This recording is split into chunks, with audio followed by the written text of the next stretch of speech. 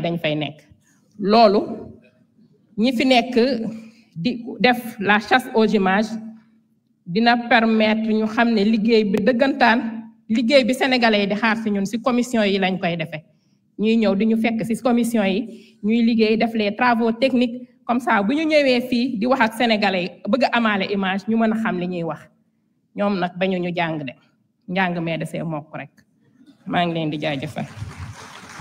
jërëjëf monsieur le premier ministre man nga ñëw jël kàddu indi sa tontu.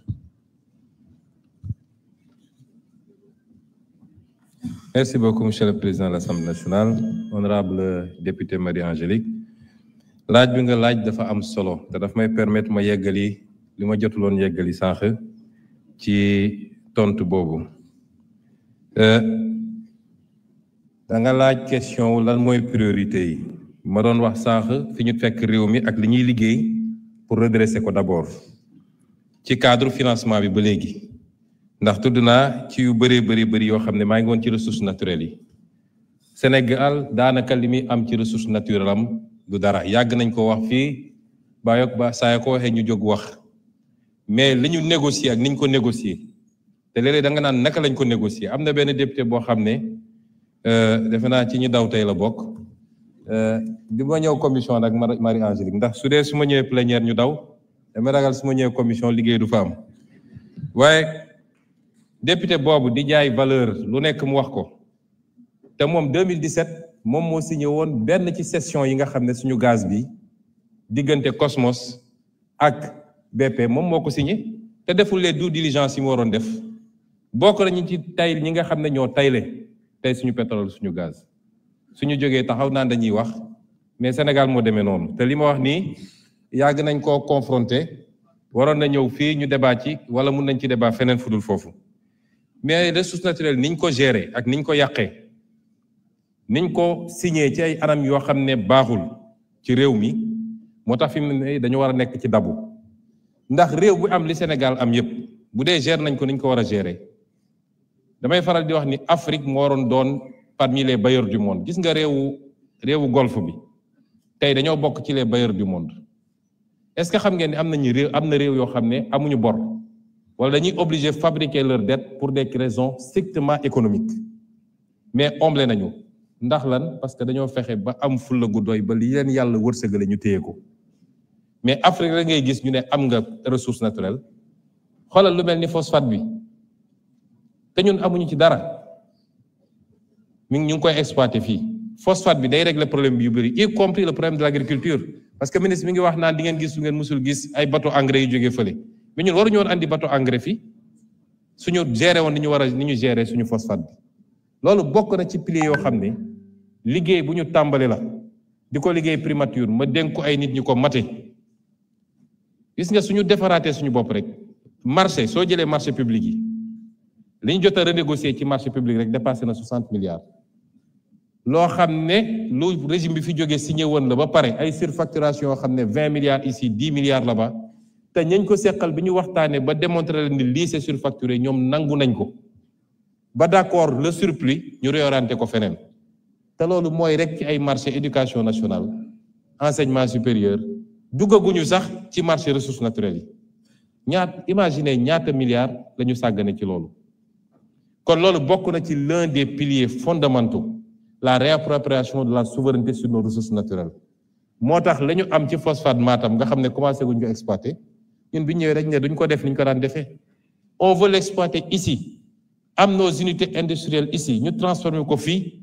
lañ ci soxla ñu jël ko li ci des ñu exporter ko c'est ça notre modèle et c'est pourquoi il est totalement différent de ce que les gens faisaient maintenant on a un besoin de financement dañoo fekk réew mi ci situation boo xam ne bu doy waar la tey bu ñu amee accord ak lu mel ni FMI suñu besoin en financement peut-être ci année bi ñu nekk ni dina doon à peu près 1195 milliards mais day doon lu dégressif chaque année ñu wàññi ko tuuti peut-être ce sera 498 milliards l'année qui suit ainsi de suite en 2019 on sera à 155 milliards mooy li ñu war a yokk ci li ñu am bu ñu dajalee li ñu fortaatu yépp ngeen posé question bu am solo woote nañu barki démb sénégalais yu bari uyu si am na ñu bëri ñu ne dañoo bëggoon a def waaye teelu ñoo yëg am na ñoo xam ne nee nañu ñoom problème mu éthique la ñu am parce que ñoom seen gëm-gëm permettre leen ñu jël ay obligation boo xam ne day générer ay intérêt loolu yépp ministère des finances mi ngi ciy liggéey ci li ñu war a def ci ay montage parce que am na sukuk mode de financement la boo xam ne lu xalaal la kenn amu ci problème naan est-ce que intérêt dugg ñu est-ce que riba ou pas nga mën koo adossé à des infrastructures yooyu tabax kon gëm naa ni Sénégalais yi comprendre nañu enjeu yi te dinañ ci jàpp dinañu defaat yeneen yu ñuy monter parce que dama wax léegi souveraineté dafa am solo moom sa bopp mais day fekk nga mën ko te ci ñun la war a jóge loolu beneen pilier la boo xam ne bu am solo la buñ ci liggéey te di féliciter tous les Sénégalais ci li ñu taxaw ne dañuy taxaw seen wetu état parce que ñoo ko moom suñu defee effort sur 2 ans ñu def effort on stabilise les choses jël un nouveau départ daal di tirer les leçons des erreurs passées mooy yàkkamti ak bëgg lu fees bëtu nit ñi ba tax nga maquiller ay chiffres dem lépp loo xam ne yéegaloo ko nit ñi jaarul assemblée nationale di ko dugal ci ay comptes maquillés yooyu yëpp ñu tirer ci les enseignements te dem à notre rythme mën nañu def loo xam ne ci 10 ans Sénégal day doon ni ñuy tuddee les dragons d'Asie noonu la ñuy tuddee Sénégal ci loolu la ñu nekk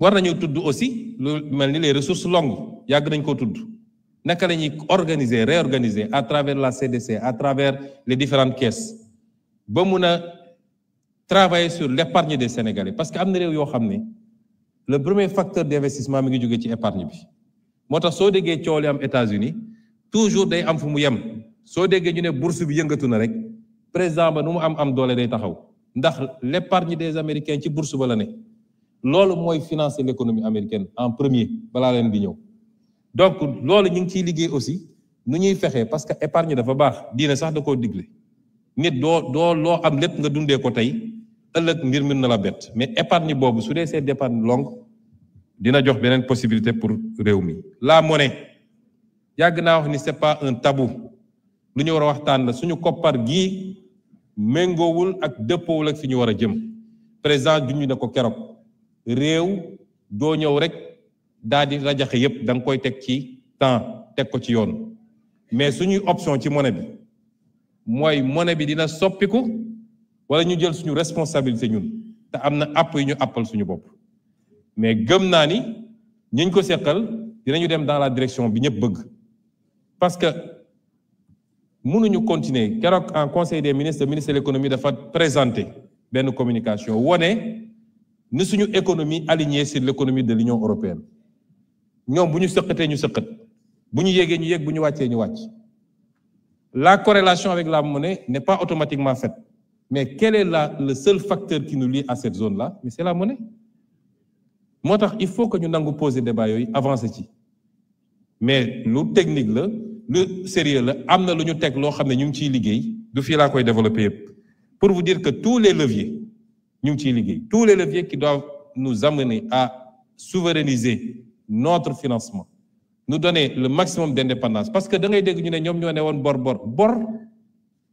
tekkiwul manquer de souveraineté bor bu ñu la conditionné ba nga xam ne sañoo bañ bor boobu mooy manquer souveraineté mais bu dee yow yaa am sa latitude marché yu wóoru la ba soo wootee ñu wuy si la parce que la dette n'est que de la fiscalité différée en réalité nga teg ko ci temps teg ko ci anam boo xam ne dette bu soutenable la nga garder toute ta latitude ber bu bon mooy dañ la naan lii da nga koy signer foog nga def telle réforme sinon duñ la lebal kooku mooy bor bi nga xam ne day empiéter ci sa souveraineté kon loolu ay éléments yu important la ensuite ñun dañu war a en tant qu'Africain et en tant que Sénégalais dañoo nekk ci àdduna bi dafa les options stratégiques dañu nekk ci àdduna boo xam ne y a le choc des grandes puissances il y a ce qu'on appelle le piège de Thucydide mooy à chaque fois qu'une nouvelle puissance jóg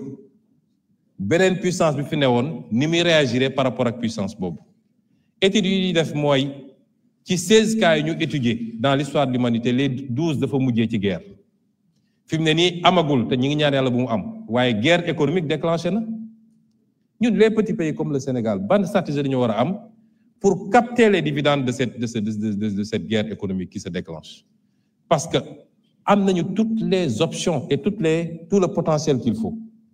L'Afrique doit être le prochain moteur de l'économie mondiale. Pendant ces 30 ans, ça a été la Chine. Gis nañu essoufflement.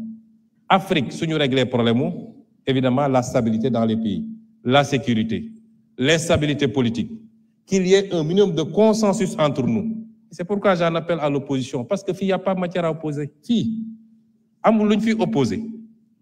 Fi ñu fekk réew mi def xayma bi ne Sénégalais lii moo fi nekk gisuma ku ci war a opposer.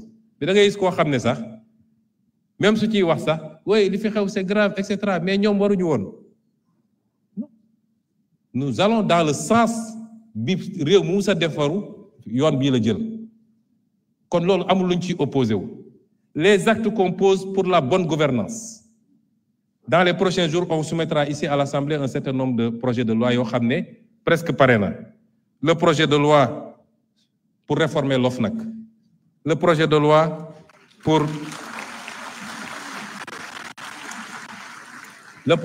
pour les lanceurs d'alerte. Le projet de loi pour l'accès à l'information. Parce que citoyen bu nekk war na mun a am accès à l'information. Qu'est-ce que le Premier ministre fait? Qu'est-ce que tel ministre fait? Qu'est-ce que tel directeur général fait? Le projet de loi pour la déclaration de patrimoine. Ñu généraliser ko ba képp ku yor responsabilité publique ñu xam lan nga yor. Mais loolu est-ce que am na matière à opposition? Les options ñu jël stratégiquement pour jëlaat suñu souveraineté économique est-ce que am na matière à opposition? Kon ñu bàyyi fi loolu yépp bëgg a entraîner le pays dans des débats de personnes. À une certaine opposition, je dis que la haine ne peut pas être un moteur politique. Surtout la haine dirigée contre une personne qui vous a rien fait. Je les rassure. C'est pas les attaques crypto-personnelles. maa ngi sant yàlla, je suis politiquement indestructible. ma wax leen ko léegi. Parce que li ma ne yàllaa ko def saa yu ko soobee moom moo ko fiy dindi mais du nit. Du nit. Ku fiy wax di tëb bu ñu génnoon léegi taxaw ci mbedd bi ku ñëw romb la ku ñëw taxaw nuyoo man maa ngi ciy sant yàlla mais ñun réew mi moo ñu soxal moo tax si on a une opposition républicaine elle n'a qu'à s'opposer de manière républicaine nañu ñëw wax ci mbay mi nañu wax ci càmm gi nañu wax ci ressources naturelles yi nañu wax ci les programmes et les objectifs sur ce terrain nous sommes ouverts au dialogue. Nous sommes ouverts au débat contradictoire comme je le fais ici à l'Assemblée. Mais ñu bëgg a bàyyi foofu yépp entraîner le pays vers des dérives verbales, vers des règlements de compte personnels, les dossiers judiciaires. Amul kenn koo xam ne dañ laa togal parce que non dem nañu ba ne pourquoi dans une campagne électorale il a dit. Mais la justice ne fonctionne pas par rapport à ça. Un juge, on lui amène un dossier avec des faits, avec des preuves. Kan moo ci waxoon, kan moo ci waxuloon, c'est pas important. Est-ce que li mu yor dossier la wala du dossier? Li ci des c'est le débat public, le débat politique. Le débat politique, il est ce qu'il est. Li ci des pour compléter toujours, madame, mooy ci contexte bi, j'ai parlé tout à l'heure du pays du Sud ak fi réew mi fi àdduna bi tollu. Un nouveau pouvoir est arrivé dans l'une des grandes puissances nee na dafa bëgg a mettre un terme à la globalisation daal di teg ay taxam teg yeneen pays ñoom it réagir ñu nekk ci contexte boo xam ne les gens vont être poussés vers le repli mais ça c'est une chance pour des continents comme les nôtres parce que li waroon dem feneen mën na ñëw fii mais dafa am ñu koy organiser. Nous ne sommes pas pour le moment un problème de compétitivité de notre économie. C'est pourquoi l'une de nos priorités, moi, l'énergie. Je l'ai dit ici, je le répète. Réew mënoo industrialiser wu, mënoo développer une économie tant que tu as une énergie qui coûte ce qu'elle coûte au Sénégal, c'est-à-dire plus de 100 francs le kilowattheure. Suñu plus grand pari et suñu plus grand défi dans les 5 ans, mooy ramener le prix du kilowattheure maximum à 60 francs. Le ministre de l'Énergie vous l'a dit l'autre jour. Et c'est pourquoi nous avons dit suñu gaz bi mënuñu ko bàyyi mu génn noonu gaz bi suñu priorité mooy luñ ci mën a andi mettre toutes nos centrales au gaz, faire de nouvelles centrales au gaz. Je vous ai dit à l'origine 2050, on a un objectif de 10 000 kWh, 10 000 mégawatts. On a produit 1800 aujourd'hui. Imaginez le gap. Le solaire ne pourra pas tout combler. Moo tax ñu ne suñu oléoduc bi suñu gazoduc bi war a andi gaz bi fii mooy suñu priorité.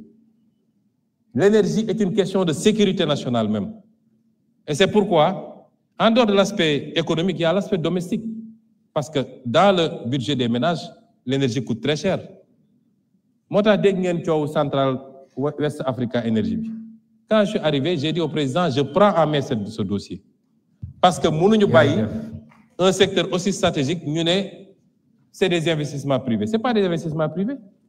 Parce que c'est un secteur dont relève la sécurité nationale. Deux, Monsieur le Premier ministre.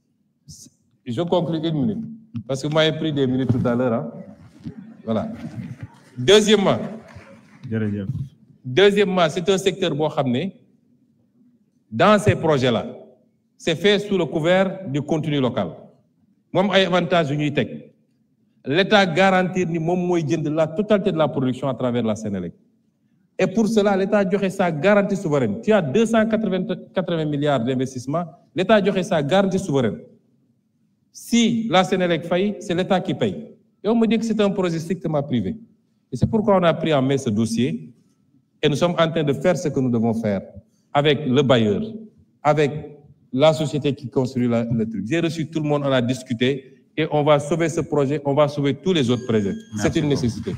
Merci. Les denrées de première nécessité, c'est une autre de nos priorités. Merci. Malheureusement, on me dit que le temps est arrivé à terme, mais je voulais vous dire simplement que c'est avec beaucoup de plaisir que le gouvernement, tout le gouvernement se représentera ici.